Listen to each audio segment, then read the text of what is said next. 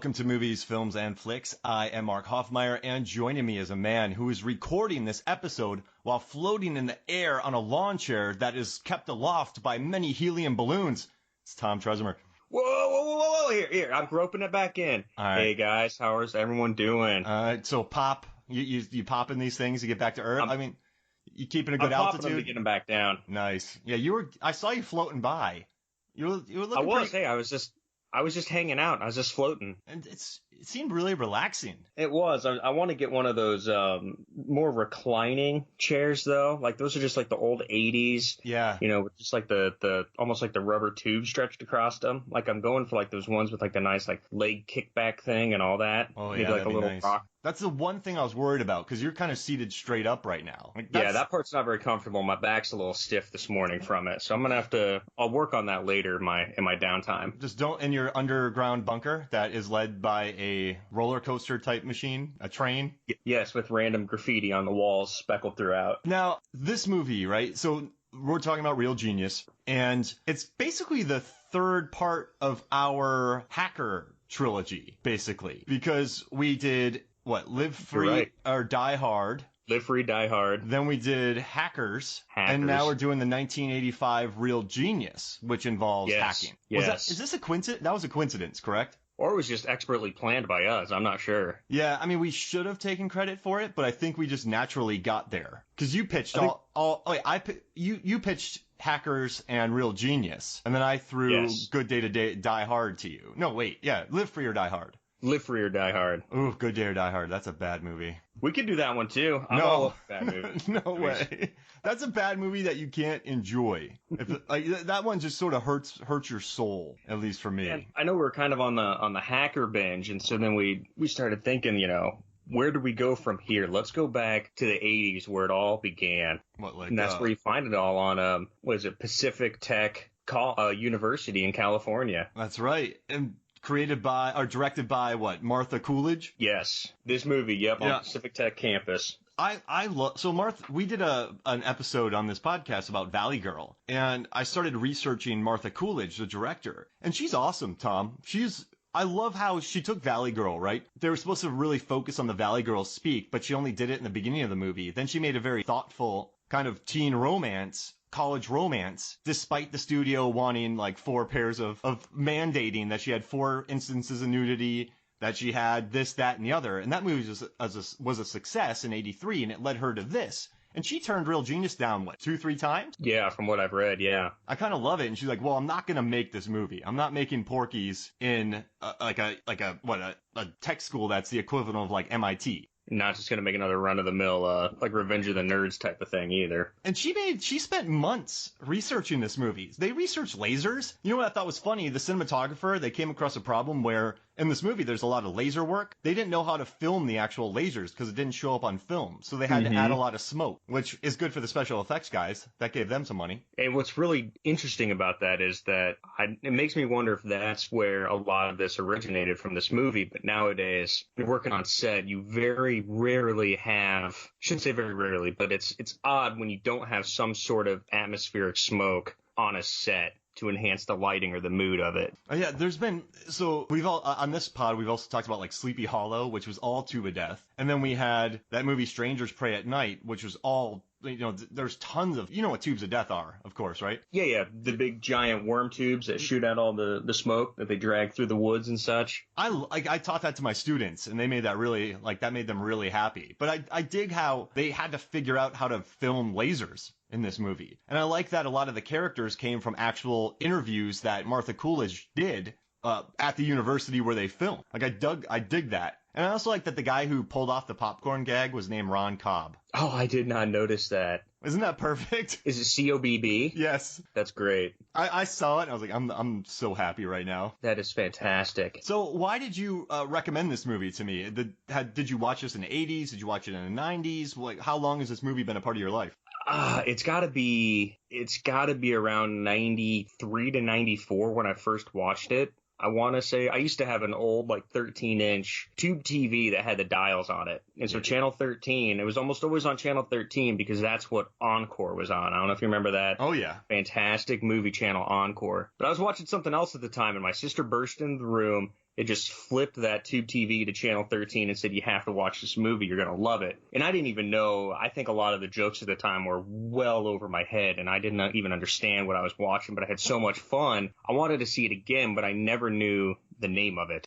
And so then it was probably 4 or 5 years later, it just happened to come back on TV again. And that time I was able to like record it on an old VHS. And since then I've loved it. Yeah, so how old were you when you watched it the first time, would you say? Best guess is 7 or 8, probably. Got it. That's what I love about these 80s movies is you watch a lot of them when you're 7, 8. Like, let's say this, Ferris Bueller, those kind of movies. And you laugh at certain elements, but so you're young, but then you become a teenager and they become cooler for different reasons. Then you get older and they become like worse or better for other reasons. So I like growing up with these 80s flicks. Yeah, it's what's great, especially with this, is it's so endearing and almost, it's just kind of a rascally movie, Yeah, but it's so the perfect charming word. Yeah. while Yeah. doing it. It's so innocent, but also in depth, and it's got some good lessons in it that it just kind of transcends this time, really. No, absolutely. And I like what Ebert had to say about it. He said, Real Genius was directed by Martha Coolidge, who made Valley Girl one of the best and most perceptive recent teenage movies. What I like best about her is she gives characters the freedom to be themselves. They don't have to be John Belushi clones or fraternity jocks or dumb co-eds. They can flourish in all their infinite variety as young people, with a world of possibilities and a lot of strange, beautiful notions. Real Genius contains many pleasures, but one of its best is its conviction that the American campus contains life as we know it. So these kids, man, Val Kilmer's awesome in this movie. I just dig all the characters, actually. I even like Kent. You kind of feel bad for him a little bit. And the Just big all jerk, yeah. There's no cookie cutter character in the movie. I mean, Yeah. you get sent down to some, the third degree characters that are lower than everybody else. But it's like, for the most part, anybody that has any solid quality time on camera, they've got some sort of story that you can relate to, or something that you can dive into a bit. Yeah. So that's what's fun with it, is that they're not out there filling a purpose. They've all got something to contribute to the overall story. And I forget his name, but one of the kids working on the laser, he's given himself shock treatments to get rid of his stutter. And the professor notices that, like Professor Jerry Hathaway. Bodhi. Yeah, so I think his name is. I love that. I love that, even those side characters. And I think a lot of that comes down to Martha Coolidge as well. And the script was written by Neil Israel, who also did he worked on Clueless, Surf Ninjas, and Bachelor Party. And then there's another he worked on Police Academy, Real Genius, Look Who's Talking 2. So it was a really interesting writer for this movie. But yeah, like, I don't know, man. I feel like it did its research. There's some really funny there's some iconic lines in here. So I don't know. This is the first time I watched it is because you recommended it to me. So that guy's name was, I'm sorry, the dude who did the shock treatments, his name was Bodhi in the movie. Nice. Tom Swerdlow. He was funny. I like that guy. He was funny, and get this, he had some pretty crazy 80s movies that he was involved in, too. Not to get sidetracked too much here. Sidetrack. Child's Play, Hamburger Hill, Spaceballs, and Howard the Duck. He was in all those. Really? I could retire with that. I would quit. I'd be like, you know what? I did enough. I was in Howard the Duck. I did Howard the Duck, biggest 80s movie around, so I'm done. I can live off this. I can go to Comic-Cons for the rest of my life. Oh, yeah, and the dialogue and the one-liners in this movie are just, I think maybe that's what brings me in, is that I've watched this movie probably 15 times, but the dialogue and just the witty banter back and forth never gets old. I love there's a scene where Hathaway is talking to Chris Knight. He's like, I want to see more of you in the lab. And then Chris Knight, Val Kilmer goes, I'll gain weight. Yes. It's such a smart-ass thing to say, but it's so on point for him. It's so good. And I like that he's never mean to Mitch, the main protagonist in this movie. He takes Mitch under his wing. He's not the jerk. He doesn't have to earn anyone's approval. And I also like that Mitch in this movie, he starts college at 15. And he's still very much a kid in this movie. And I kind of like that about him. And I think that's ultimately, you fast forward throughout. I wonder if that's part of the reason that Chris Knight asked for Mitch to room with him to begin with, to kind of help more or less ease him into the college transition so he doesn't become, what Chris used to be, as he says, all brains, no penis, kind of just hopped up on intellect with nothing else left to offer. He doesn't want to become another Laszlo Holyfeld. Oh, I love Uncle Rico in this movie. So Laszlo Holyfeld is the legend genius from this Pacific Tech University that kind of has a mental breakdown and disappears, and he ends up going and living in the steam tunnels underneath the university. But the only way to access his living quarters is through the closet in Mitch's and Chris's dorm room. How long did it take him to build that, do you think? Oh man, it's pretty complex. I mean, it's like Goonies before Goonies. It's like Goonies with technology right there to get down to this guy's living area. He had to add conveyor belts. How did he get that material down there? He must have gone through the basement, not through that secret door. He must have, yeah. And then I guess the secret door is what allowed him to continue to do it. I don't know. But boy, you would think like, man, something's drawing some serious power here to the basement with all these computers. What's going on? And then they just follow the tracks back up, and it comes out of some 18-year-old's closet. And he's down there trying to win, a Frito-Lay's contest? A Frito-Lay's contest. And he figures out how much that he'll win in that. I love that. I love that bit. Supposedly, all of that is also, semi-based on true events from Caltech University that this whole movie is kind of based off of, is the Caltech laser program. I mean, it's, and I read an article about who the character Jordan is based on. And I guess she did show up to the interview. So Jordan, played by Michelle Mayrink, she shows up with a bunch of bangs, speaking in a different cadence, was sleeping at 3 hours, sleeping 3 hours a night. She knit a sweater the night before and wore it. So a lot of these characters are based on real life characters, which I thought was really kind of cool of Martha Coolidge. But she wrote an article recently for the 30th anniversary wishing that there was more females in the movie. Even at the time, there was 7-1 at the school, Caltech 7-1 male to female. And she said that a lot of people loved her in that movie because, I don't know, I guess in 85, she's a unique character, right? She is. She's not your prototypical, romantic lead for a female character. And even to this day, she's probably not. And even though she doesn't fall in, she's not pigeonholed into anything. She gets with Mitch, but I mean, that's cool. Then she doesn't really need him, though. That's the thing. That's why I kind of like her. I mean, she's dorky, she's quirky, she's got those hardcore 80s bangs, but there is like an attractiveness and funness about her too, from her pure intellect. Mitch walks in on her at midnight and she's in there like sandblasting her door. She drove her roommate sandblasting her floor. She drove her roommate crazy, literally crazy, which I could see. I guess somebody had a major meltdown with her. I don't know if you remember. Oh man, yeah, she's fun. Yeah, so I don't know. And also I like that, in this movie she's not the third wheel. She's in there working on Kent's teeth. She's doing the hacking. She's a major part of this, which I thought was refreshing. Because as much as I like, movies like The Goonies or other things like that, they are kind of relegated to the secondary characters. But once again, I think that goes back to Coolidge directing this. Yeah, she didn't get pushed to the background at any point. I do love the beginning of the movie. So the movie's plot is you have this super jerk professor, played by William Atherton, who's been a jerk in more movies than I could count. He wants his students to build a weapon for the military. So they end up building this weapon. They find out that they've been used. Then they go to stop the weapon. Then they blow up Hathaway's house and make 190,000 pounds of popcorn explode throughout his home that they built in the middle of nowhere, California, which I love. But I don't know, man. But I like in the beginning how he shows the military people are showing the trailer. And they shot a commercial for a laser, which I kind of love. They did. They shot a promo video for a hypothetical weapon that hasn't even been created yet. That was expensive. They used actual. They spent how much? Crossbow project. How much do you think? And it's like shooting ducks in a barrel, which is funny. How much do you think that commercial cost, and how long did it take? So you're an AD, and you're working on that. How long is that shoot for you? Oh man, probably at least a couple week shoot right there.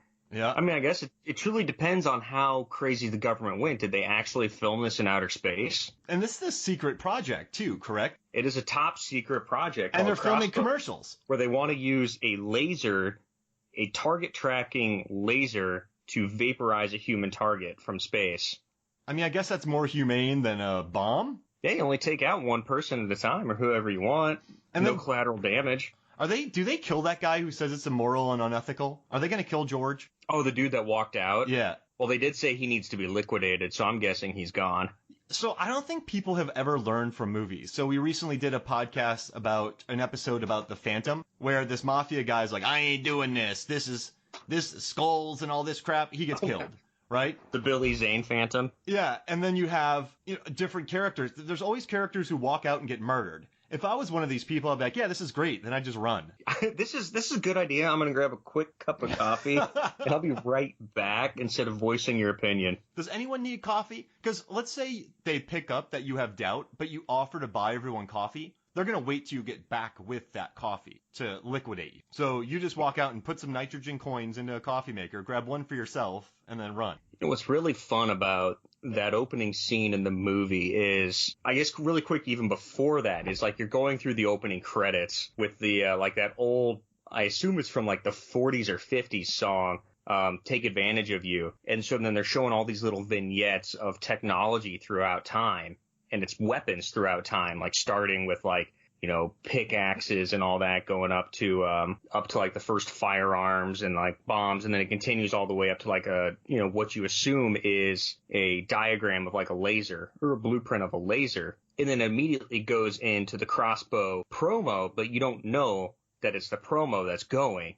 So you just think this spaceship is just flying through space with a pilot, conducting all this stuff. And then all of a sudden, they vaporize the target and it ends, and then it goes into all these guys laughing in some, annex blacked out room somewhere deep in the Pentagon or something. And just the way that was even shot was really fun. And like the use of just black through all of it. I mean, it's a very dark scene contrasted with the dark humor that's involved. So I think that's just kind of, to me, that was always fun too, because it's almost like a throwback to like the old 50s movies, like the old noir films. Yeah. And I mean, the song is appropriate. He did take advantage of them. And I like that Hathaway in this movie isn't even the boss. He's just a middleman. They're always yelling at him. Then he's yelling back at him. Yeah, he gets away with a lot in this movie. I think his house blowing up with popcorn is probably getting off easy, considering embezzling from the CIA to remodel his house. Which I love about him, right? It's pretty bold. He makes Kent teach his classes. He sleeps with Julie, who has the greatest line in ever. What, can you hammer a nail into a 6-inch board? He's threatening raids. I think my favorite line in this movie, when I knew I loved it, is when he looks at these people and he goes, "You're laborers. Labor." Yes. I would love that. Oh man. And then what do you think about Chris Knight's entrance? He's wearing the shirt that says I love toxic waste. He talks about like, your satellites are raining everywhere. Like, tell me about Einstein. He's dead. Like, what do you think about his introduction? His intro's fantastic because he's just this, you would think like 20-year-old kid showing up with the I Love Toxic shirt on, like the rabbit ears, or no, like the little alien, like bouncy ears. He's got slippers on, and he's going through asking he's going through being given a tour for a promotion to teach at the school, but he's not asking questions like you would think of, like, what's the salary going to be? Was there any like paid time off? What do we have time off? Leave, like all these actual professional questions. Instead, he's going through asking like, where's the break room? Is there a jacuzzi? and all this stuff. And so it's just great, but you can tell that he's like, intellectually, he's just a level above everybody else, and they don't get it, and he does. He's the only one that knows that he is truly that smart and he can get away with doing that stuff, but he does it in such a charming way that it's not malicious or arrogant. How could you deal with Chris Knight if you think about it? Like, how do you deal with this guy? Does that make sense? So he's incredibly smart, very sarcastic, and a pain in the butt. You're obviously not as smart. Do you just let him do his thing? You just kind of put it like, he says things, you're like, yeah, Chris, you're a genius. Like, how would you deal with this guy if you were his employer? Obviously not the way Professor Jerry Hathaway dealt with it. That's right. Now, I love Kilmer's 80s run between 84 and 86. So 84, he was in Top Secret as Nick Rivers, skeet shooting. Have you seen that movie? I have seen that, yeah. I love the opening credits where they're skeet shooting. He's this musician who goes undercover into the Nazis to do all this. And then he goes that's right. Then he's a real genius. 1 year later, though, he's Iceman. So he's in Top Gun. He goes from little Chris Knight to Top Gun. A year. I feel like he aged 7 years between that, and just the way he looks. Age 7 years and gained about 70 pounds of muscle. Yeah, I mean, that's quite the transformation right there, isn't it? I think that's one of the biggest acting transformations in the history of acting. Whenever I look at Val Kilmer's filmography, I kind of realized that he hasn't done that many movies. So, he had Top Gun, he did a couple TV movies, then he did Willow. Then his next couple big movies were, he was in Kill Me Again, but he did Doors and Thunderheart. He had a minor part in True Romance. Then he was awesome in Tombstone.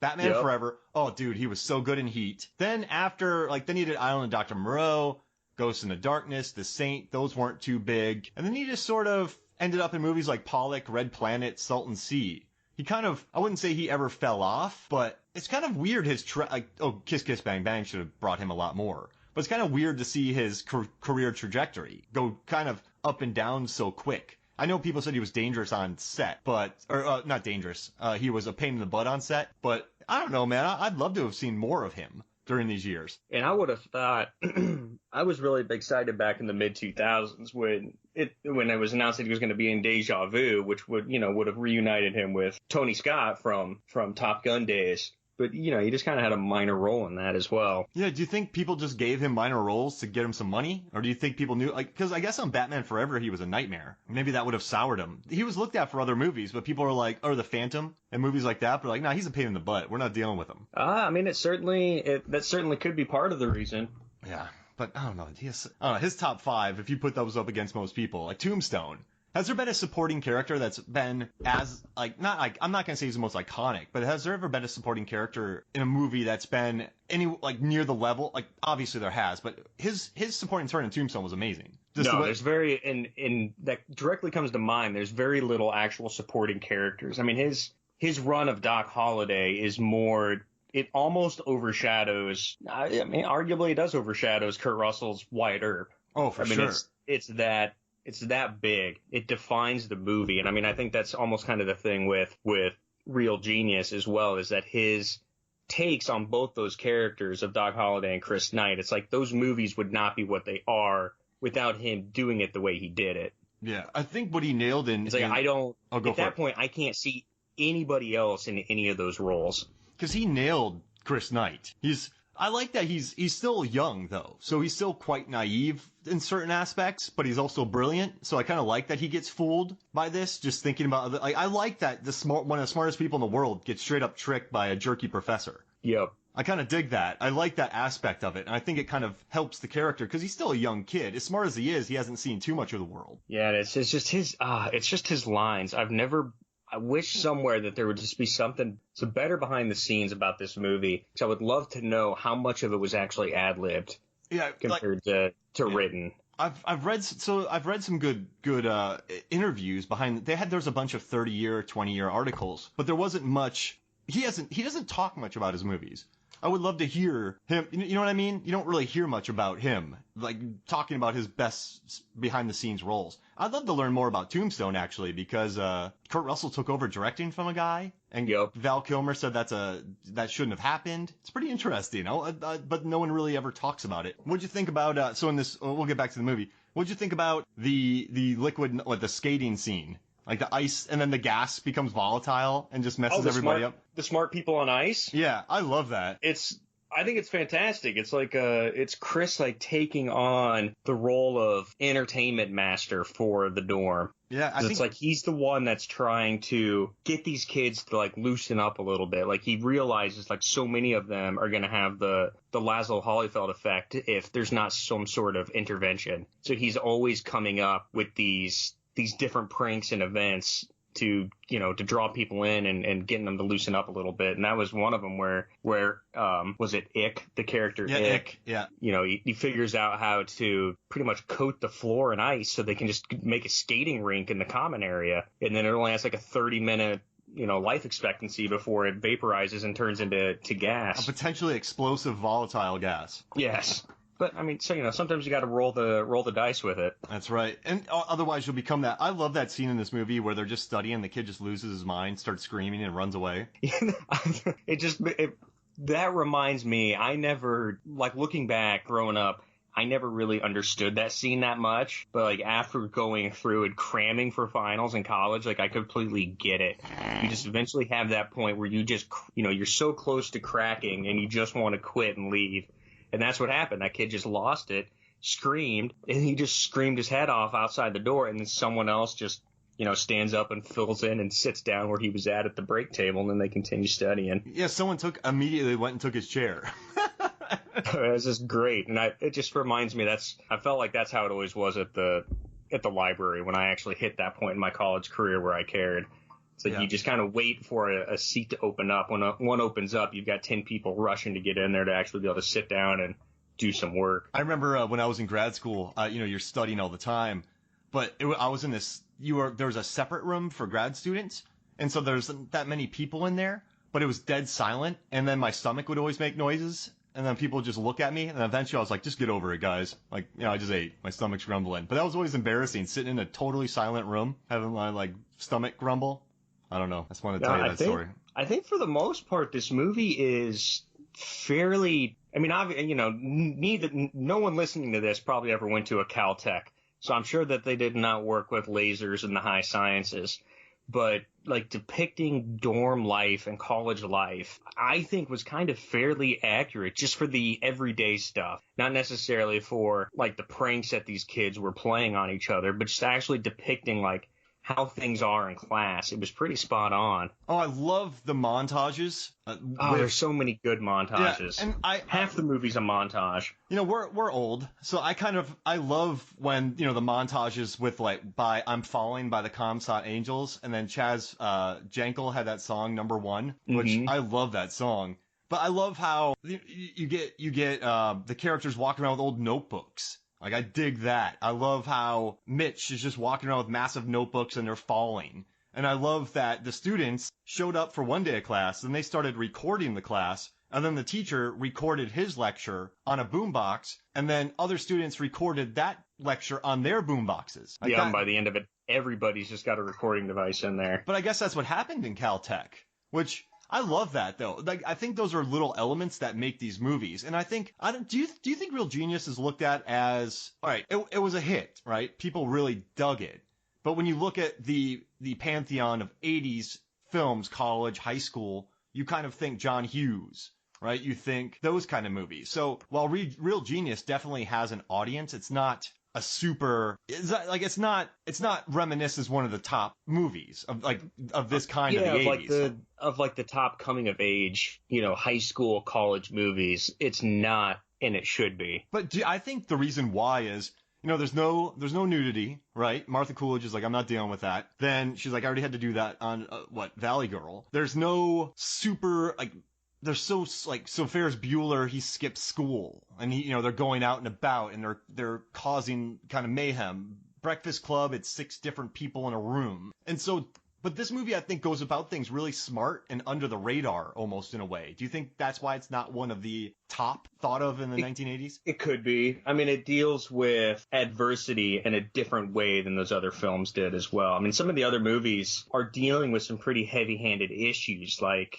The Breakfast Club definitely does. Suicide. And it just kind of puts it in your face, and, like St. Elmo's Fire and all that stuff. And then there's virginity and all that kind of stuff. Yeah. In this, I think those aspects are there and you can feel it, but it's not, I wouldn't necessarily say suicide's involved with this movie by any means, but there are some heavy topics, but they deal with those topics in a different way. And they try to do it in a more lighthearted way as well. And I think that helps. I like that when Chris Knight gets he gets a job taken away from him because of the laser because of Kent, he just starts studying harder.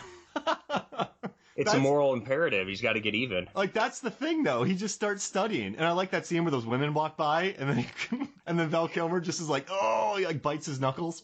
You can't go after him. He's got to keep his nose to the grindstone. That's funny. Hey, so let's take a break. When we come back, we will talk more Real Genius. Welcome back to Movies, Films, and Flicks. And there's a lot to talk about in this movie, but I really want to talk about the popcorn and the massive explosion and the fact that they built a house and then they had to keep seagulls from eating said popcorn. I mean, that's a great scene. That's a fantastic scene. So near the end of the movie, they somehow are able to sneak onto the military base with horrible fake IDs and mustaches they get through. They somehow hack into the computer, feed into a new microchip that I guess tricks the computer in the signal and allows them to override where the prototype test laser is going to shoot. Meanwhile, they've set up a prism at Dr. Hathaway's house, and so they decide, the best way to get revenge is to blow up their professor's house with a giant thing of popcorn. And so doing all this, they extract all this information. I guess we should mention that real quick. They extract all the information from Kent via an implant that they put inside of his retainer in his teeth with a microphone. And so then whenever they talk to Kent, they pretend that they're Jesus. And so then Kent thinks that he's going crazy and he's hearing Jesus, when in reality it's Mitch and Chris talking to him. Have you been playing with yourself? Yes. I mean, no. It is God. And we also know that Hathaway hates popcorn because Chris Knight earlier in the movie is eating it. That's right. He was eating a bag of popcorn on his doorstep, and he told him to throw it away, and he just dropped it on his doorstep before walking in the house. So it's Chekhov's popcorn. I also love how Hathaway is like, take off your shoes, don't walk on the rug. That made me happy. But so they go. I love how they were testing this. So they were working on it, and they found out what we found out when we were popping our own popcorn in a warehouse is that popcorn dust is extremely flammable. And it actually set the warehouse on fire. The first popping machines we set up, they burnt down. It exploded because the dust is highly combustible. Oh, man. Isn't that crazy? That is crazy. And then they had to, I just love that, to do this popcorn gag, they had to build an entire a home from scratch in the middle of nowhere. And they couldn't simply take tons of popcorn, pump it in a real house, and get the results. So they had to build a house that looked perfect for the popcorn explosion. Like that's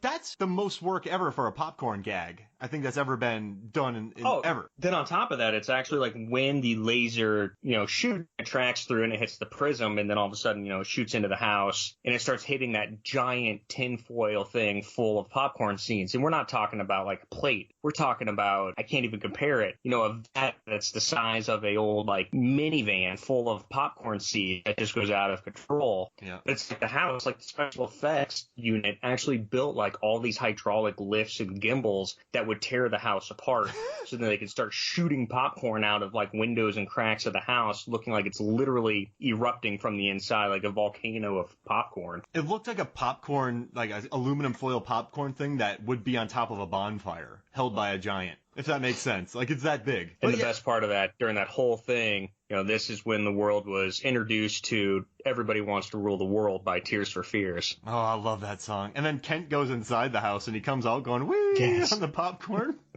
He gets knocked through the front door because of the popcorn. They built, though. That's crazy, dude. They had to, I know I keep going back, but since, we worked in the industry, or you still work in the industry, I would love to be on set watching this house be built. Like, there's some cool things I've seen made, but just to test out, if I was given this task as a special effects guy, I think I would love every second of it. Oh, it'd have to be fun. Because nowadays, I have to appreciate it, because nowadays that wouldn't even happen. Nowadays it would just be all VFX. But back then, for the most part, it was practical. I don't think you can really blow up a house with popcorn, but then again, a 5 megawatt laser doesn't exist anyways. So it's like you're taking it all with a grain of salt, but it's still within the realm of possibility. And so like that special effects crew just pulled it off, and it looks fantastic. And I love it's a fun scene. I love that Atherton said that the crew had to worry that the birds didn't eat it because the popcorn had to be treated with fire retardant. So if the birds ate it, they would either die or get high. And they also had to keep people away from eating it. So I kind of love that. Their solution to not make popcorn flammable was to make it fire retardant, but then that could kill birds and people.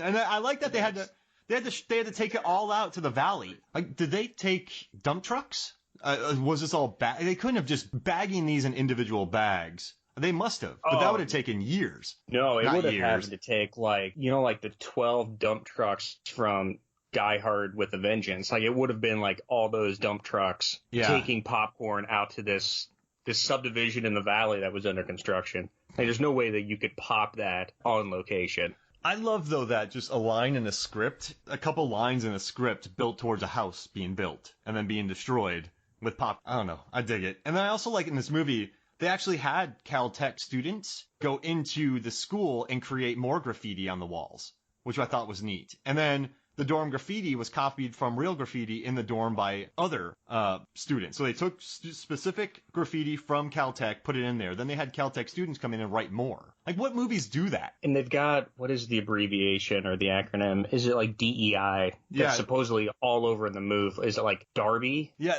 and so is that the dorm room or the dorm house from Caltech? Like Darby eats it? Yep, they try to get it as many places as possible. So like on the top of Everest and all these different places, they just want. That's awesome. Yeah, isn't that cool? But I don't know. I'll go for it. No, I was just gonna say it's like a measuring contest for the smartest people in the world of where the most prestigious place that you can put that. Yeah, DEI, Drain Experts Inc. or Darlington Electronic Instruments. Yeah, for fictionalized companies in the movie, yeah. Oh, I love that. I love that scene. And then I think my favorite moment in this movie, so I had never watched this before, so as I'm watching it for the first time, I love the scene where Val Kilmer just takes out some liquid nitrogen and he cuts it into slices of quarters and then gets himself coffee. So I was actually reading into that, and supposedly it's a liquid nitrogen cooled thermos, and he's actually cutting CO2, like dry ice in it. Oh, so he doesn't like burn his hands. And so I was actually reading into that, and that's supposedly like what it is. But yeah, it's like he's just sitting there, you know, in like some weird boxers out in like the common room, and all of a sudden he just pulls this giant vat of something out of the freezer and just like cuts through it with like a laser blade, and then just like gets himself some coffee. I mean, that's I don't know. I know we said this about 80 times, but I think that's kind of fun how this movie does that. But I also think all these little pranks that are in it that are fun, or little gags. And then according to Socrates, I drank what? I drank what? And also I love that in this movie Hathaway is wearing a sweater over his shoulders during one of the takes. Like, that just makes him the ultimate jerk. Do you think he's a bigger jerk? So we're going to talk about jerks in a little bit. Then we'll save it for the jerk discussion. What do you think about the lady that shows up to Mitch's room? Because in the beginning she wants to sleep with Val Kilmer, and then she wants to sleep with Mitch, and then she gets with Laszlo. Is she like a number one hunter? She is a number one hunter. Sherry Nugel? Yeah. She's definitely she's a number one hunter, but it's not in terms of like finances or, you know, sex appeal. I guess her turn on is brains. And so she goes after the top 10 brains in the world. And it's like she goes after, you know, supposedly she goes after Chris too. You see them meet in the beginning and that she's going to go show him around, but then it cuts away after that. So I guess one could assume that she knocked Chris Knight off her list, but yeah, she shows up to young 16-year-old Mitch's room in the middle of the night one night. I love that this is an 85. You couldn't do this in 2019. So a young 16-year-old kid at college, and then there's a groupie for him. That's another reason I kind of like it. Like, that wouldn't happen. And there hasn't been a movie like this in a long time, has there? Where, I mean, I know it's definitely a little bit more not naive, but it's a little much more kind-spirited than what's out now today. But I don't know if this movie would happen. I don't know if it happened. I don't know if that scene in particular would happen. I think there'd definitely be some questions and concerns raised from it. But I mean, even watching it now as being a 35-year-old movie, you're not ever really second guessing it either. Yeah, I mean, it makes sense for 85. Is there anything else you want to touch in this? Oh, you had a theory about Laszlo that I want to hear. Oh, so yes. So Laszlo is played by John Grise, which won't even get into him that much. But just so you know, John Grise goes on to guest star in one of my favorite movies from the early 2000s called The Rundown with Seann William Scott and The Rock. And so I think Laszlo, at the end of Real Genius, Laszlo helps them hack into the government laser and helps them.